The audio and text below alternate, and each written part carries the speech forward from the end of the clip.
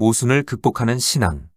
하나님의 말씀은 창세기 22장 9절로 12절입니다. 하나님이 그에게 일러주신 곳에 이른지라.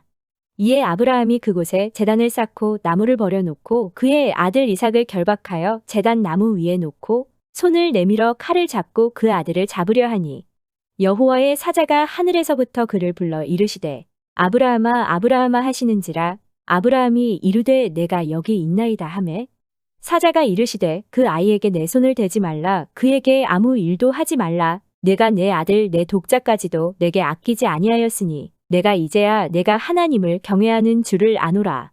이 시간에는 모순을 극복하는 신앙이라는 제목으로 말씀을 묵상하겠습니다. 모순이란 앞뒤가 맞지 않고 이치에 맞지 않는 현상입니다. 열심히 노력하는 사람이 고난을 겪기도 하고 악인이 번창하기도 합니다. 훌륭한 신앙은 어떤 환경 속에서도 하나님을 신뢰하고 순종하는 신앙입니다. 첫 번째, 훌륭한 신앙은 모순을 극복합니다. 어린아이 신앙일 때에는 기도 응답도 잘 받고 기적도 다양하게 체험합니다. 하지만 시간이 흐를수록 기대했던 것과는 반대되는 모순된 일을 만나게 되고 자신의 이성과 경험으로 이해할 수 없는 일들을 겪게 됩니다. 여기서 참된 신앙을 갖지 못한 사람은 하나님이 계시다면 이럴 수가 있는가? 예수 믿어봤자 소용없는 일이구나 라고 낙심하거나 믿음을 포기합니다. 믿음의 조상 아브라함은 순종해야 하는가 라는 난감한 상황에서도 순종했습니다. 아브라함은 내 아들 내 사랑하는 독자 이삭을 데리고 모리아 땅으로 가서 내가 내게 일러준 한 산 거기서 그를 번제로 드리라는 명령을 받았습니다. 이것은 모순이었습니다. 왜냐하면 이삭은 기업이 되게 하리라는 언약과 더불어 하늘의 별과 같이 번성하게 될 것이라는 약속으로 받은 아들이었기 때문입니다.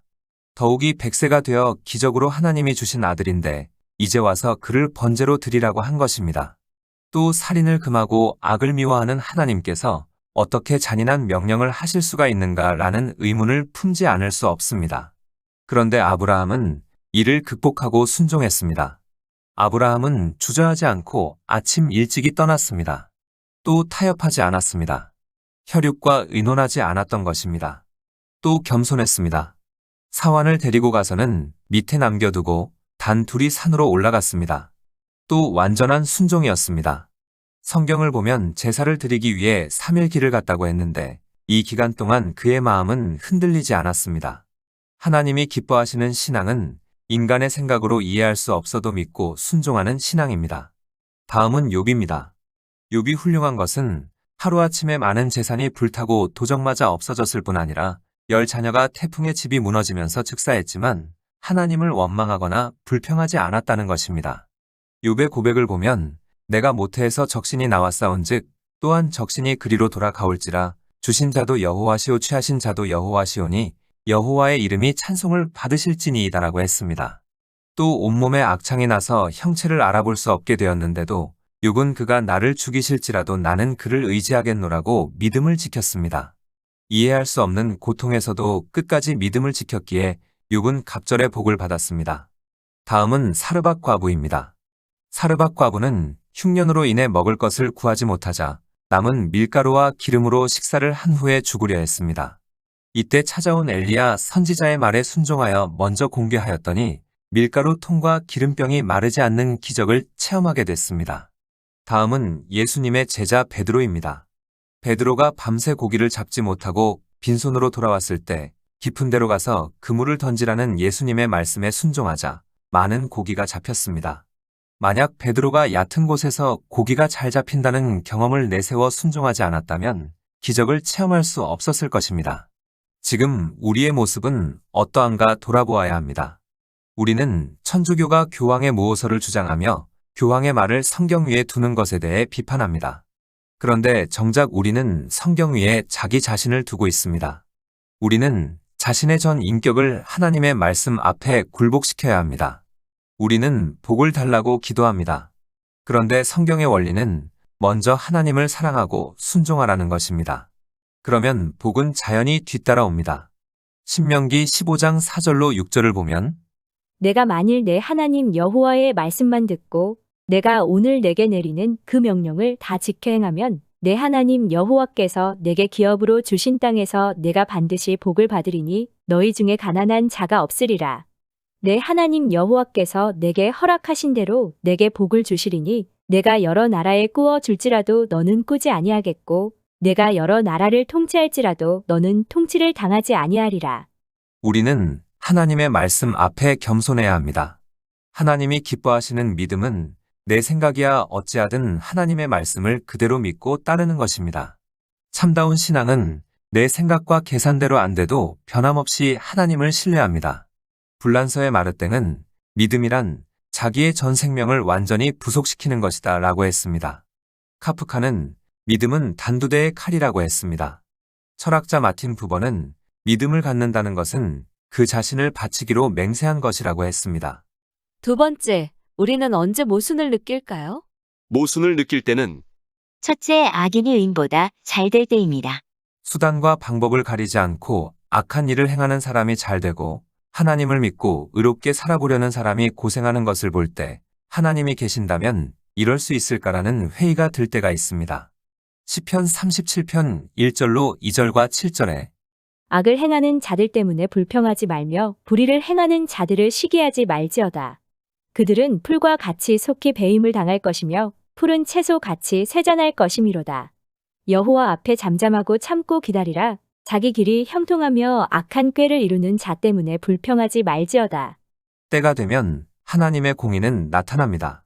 하나님의 연자 맷돌은 천천히 돌지만 그러나 골고루 먹는다는 말이 있습니다. 악한 히틀러가 승리하는 것 같았지만 그는 패했습니다. 일본이 전쟁을 다 이긴 듯 했지만 결국은 패망했습니다. 모순을 느낄 때는 둘째, 축복 대신 손실이 올 때입니다. 복을 받아야 할 사람이 도리어 망하고 손실을 볼 때가 있습니다. 그러나 우리는 하나님의 섭리와 사랑을 믿고 회의에 빠져 실망해선 안 됩니다. 시편 37편 5절로 6절에 내 길을 여호와께 맡기라. 그를 의지하면 그가 이루시고 내 의를 빛같이 나타내시며 내 공의를 정오의 빛같이 하시리로다. 중국에 송전도라는 사람이 있었습니다. 신앙이 좋고 전도를 잘해서 송전도라는 별명이 붙은 것입니다. 복을 받아야 할 이 사람이 젊은 나이에 3남매를 남겨놓고 죽었습니다. 많은 사람이 이를 보고 하나님이 살아계시다면 이럴 수가 있는가라는 의문을 품었습니다. 그런데 후에 그의 자녀들이 복을 받아 큰딸 송경령은 중국의 아버지라 불리우는 손문희 아내가 되었습니다.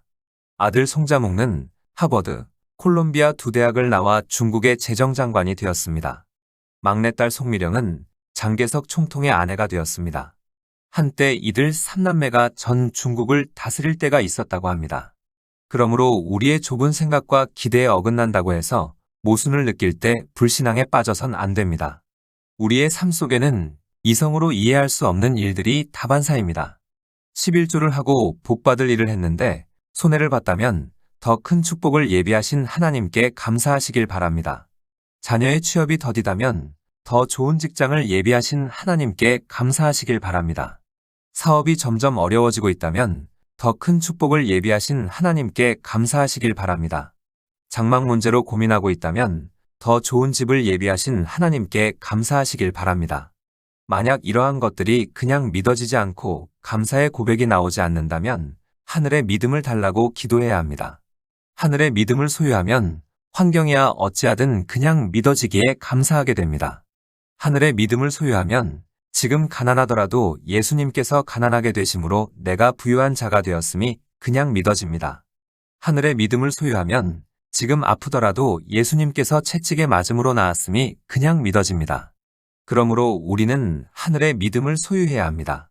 세 번째, 왜 모순을 극복해야 할까요? 모순을 극복해야 하는 이유는 첫째, 합력하여 선을 이루기 때문입니다. 로마서 8장 28절에 우리가 알거니와 하나님을 사랑하는 자, 곧 그의 뜻대로 부르심을 입은 자들에게는 모든 것이 합력하여 선을 이루느니라. 모순을 극복해야 하는 이유는 둘째, 좋으신 하나님이기 때문입니다. 하나님께서 연단을 위해 때로는 이해할 수 없는 고통과 시련을 허락하실 때도 있지만 좋으신 하나님께서는 좋은 결과를 얻게 해주십니다.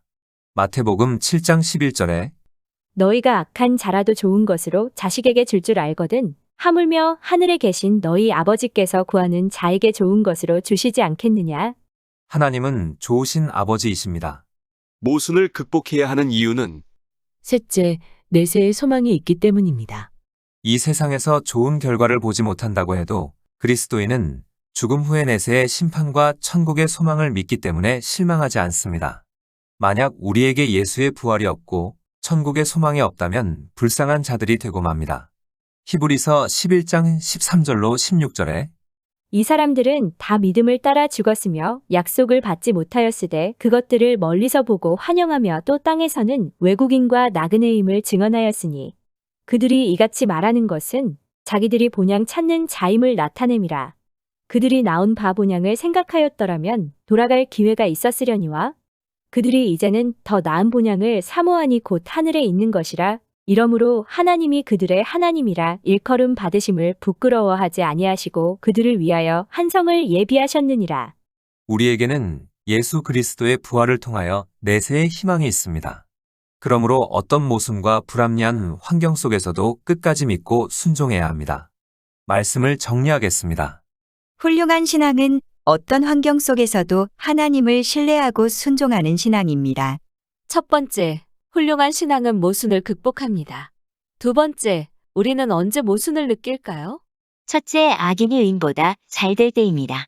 둘째, 축복 대신 손실이 올 때입니다. 세 번째, 왜 모순을 극복해야 할까요? 첫째, 합력하여 선을 이루기 때문입니다. 둘째, 좋으신 하나님이기 때문입니다. 셋째, 내세의 소망이 있기 때문입니다. 기도하시겠습니다. 신앙생활 가운데 모순을 느낄 때마다 살아계신 하나님께 초점을 맞추게 하옵소서. 좋으신 하나님을 오해하지 않게 하시고 하나님의 무한하신 사랑 안에서 자유하게 하옵소서.